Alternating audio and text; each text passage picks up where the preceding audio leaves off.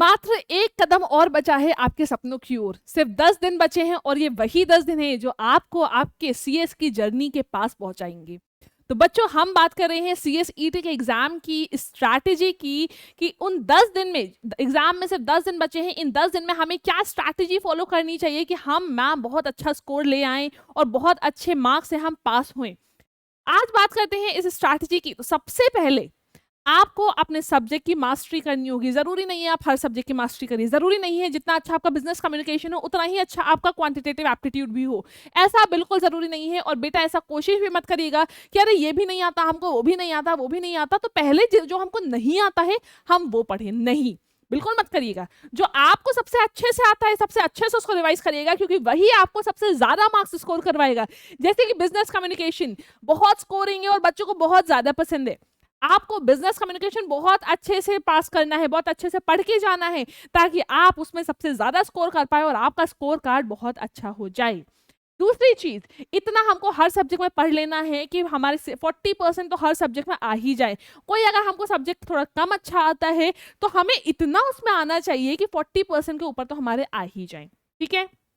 अच्छा, अब तीसरी चीज, मैम जो भी टॉपिक ऐसे हैं जो हमको नहीं आते हैं, क्या हमको उनको पहले पढ़ना चाहिए? देखिए, आप क्या करेंगे, आपका जो जहां पे भी आप अपनी चीजें, अपने नोट्स या जो भी कोई डायरी वगैरह जहां आप अपनी चीजें लिखते हो, वहां पे क्या करिए, एक पेपर पे 2 पार्ट्स करिए।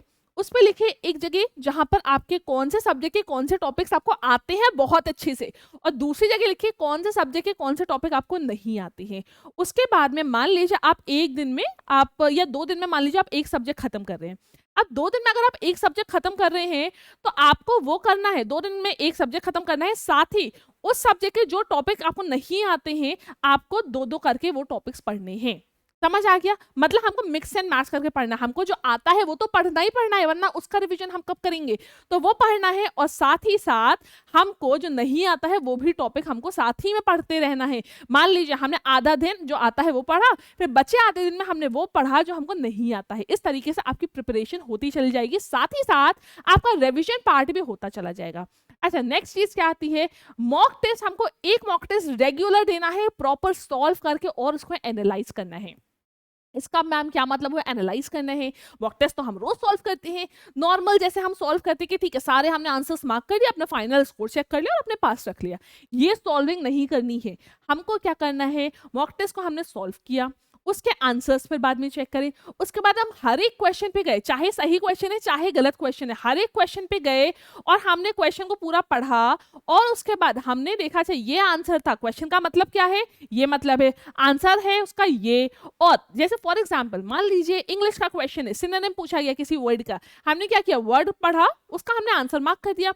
अब जब हम दोबारा एनालाइज करेंगे ना, हम क्या करेंगे, वर्ड पढ़ेंगे, उसकी मीनिंग देखेंगे, फिर उसका सिनोनिम क्या होना चाहिए उसकी मीनिंग देखेंगे, फिर जो बाकी वर्ड्स दिए हुए हैं उसकी भी मीनिंग देखेंगे, ताकि एग्जाम में कहीं से भी आ जाए हमको हर एक वर्ड की मीनिंग पता हो।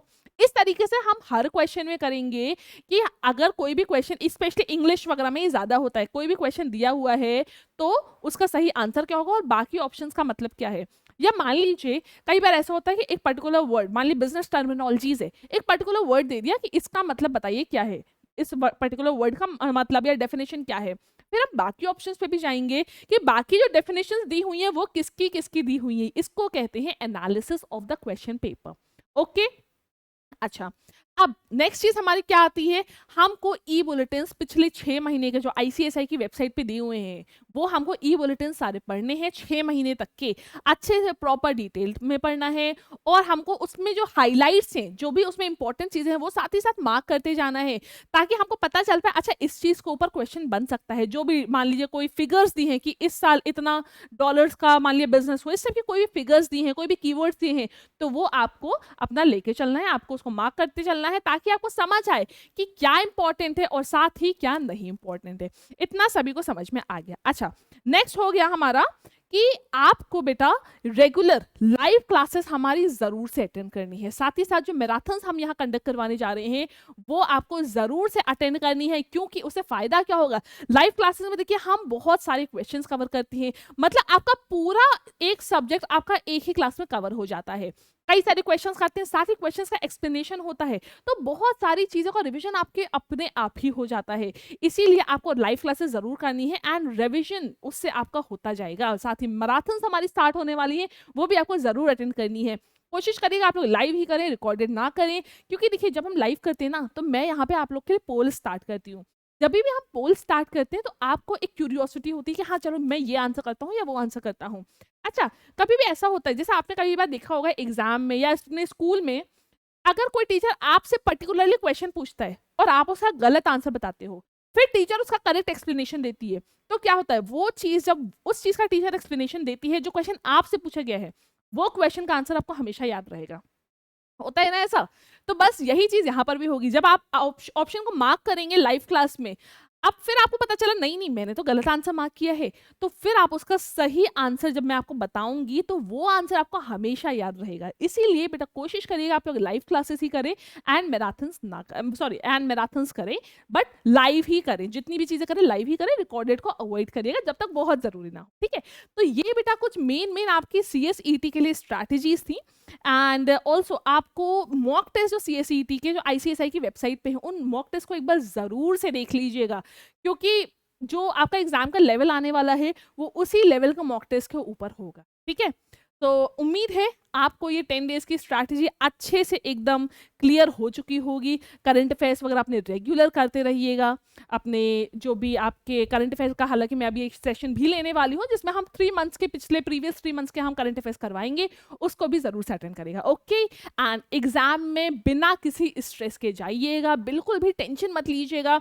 एग्जाम के एक दिन पहले जो बच्चे करते हैं ना, ये भी टॉपिक नहीं हुआ है, वो भी टॉपिक नहीं हुआ है, हमको रात भर बैठ के पढ़ना है, ऐसा तो बिल्कुल मत करिएगा। क्योंकि देखिए आपका जो माइंड है ना, माइंड का भी अपनी एक एफिशिएंसी है, माइंड को भी एक पर्टिकुलर अमाउंट ऑफ स्लीप चाहिए है कि हमें इतने घंटे तो सोना ही सोना है, तभी हमारा दिमाग अच्छे से वर्क करेगा।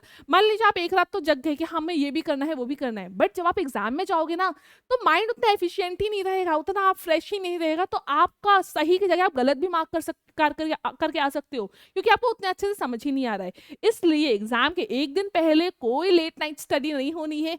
अच्छे से एकदम रिलैक्स होकर सोइएगा, अच्छा खाना खाइएगा, बी हेल्दी एंड अच्छी सी पूरी नींद लीजिएगा। ठीक है जी, तो thank you so much everyone, and देखते हैं आगे आप लोग कितने अच्छे अच्छे स्कोर आप लेके आते हो एंड मुझे बहुत ज्यादा प्राउड फील करवाते हो। Thank you so much.